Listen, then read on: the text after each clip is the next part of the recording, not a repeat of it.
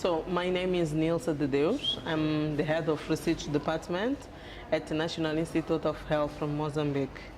We are working, our headquarters is in Maputo. So I heard about IANPHI when I joined INS since 2011. For that time we had a project funded by IANPHI, and this project had the objective to help INS to implement a surveillance of acute febrile syndrome. And we started to work on that, but also to strengthen the communication department. For that time I was asking, what is IANPHI? And then my director, Dr. Elashani, he explained what was IANPHI and what was the purpose of IANPHI.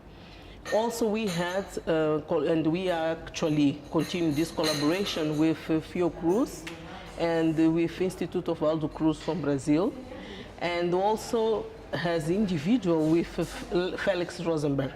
So Felix went to Mozambique for several times, and Felix actually is helping us. And when I arrived to INS, the strategic plan was already being implemented, but I knew that IANPHI also helped INS designing the strategic plan. So Felix went there to help us monitoring the implementation. And now, last year, he went to revise the strategic plan so that we can design the new one, because it was for 5 years and ended. So I forgot to mention that also I had this closely contact with this academy through this training that we started last year in November, and we had the second part now. This training was useful, was very nice. There are things that sometimes we don't think about.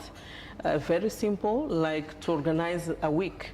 That you go say, okay, how can I organize my week? Okay, you do without knowing that you do, but to monitor if the activities are really being implemented or not.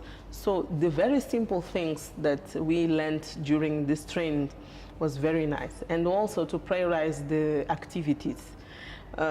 We all the time have urgent things to do, but they are really urgent, or they're important, or they're urgent and important. So I really enjoyed this quadrant. So it's a very good initiative to empower people so that people can be the future leader. But I think also that we could explore a little bit more through IANPHI collaborations through African institutions, because the reality of Africa is very similar across the countries, and is better when you go to an institution which has the same challenges as your institution, and see how they could face those challenges and how they could implement things even with problems in the institution, and then change expertise on this way to say, okay, so we didn't think about this way, an innovative way to implement things. So this would be very nice to do, and during this week we also discussed about how to do that. And I think that IANPHI, the first stage is done, to put people together. The rest we should do also, and contact each other and say, okay, I have this problem, can you help me? Just to ask, or to have someone to ask, sometimes is more important, because you are alone sometimes. Yeah, I saw the list of the public health institutes affiliated to IANPHI. I saw few women in this position. I imagine that maybe for that time, or no women were prepared for that. But during this training, I could see, at least for Africa, that we have women, capable women, that can also reach. The problem of the leadership is that we have to empower not only for the leadership position, but also for the technical skills. It's not fair, I think, myself, to give a position to a woman only for have a gender issue solved.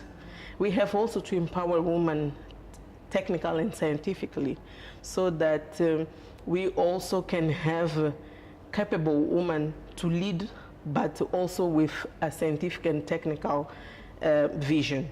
If we do that, we are going to also have women capable to take a leadership on the direction of the public health institution that can make justice to our gender also.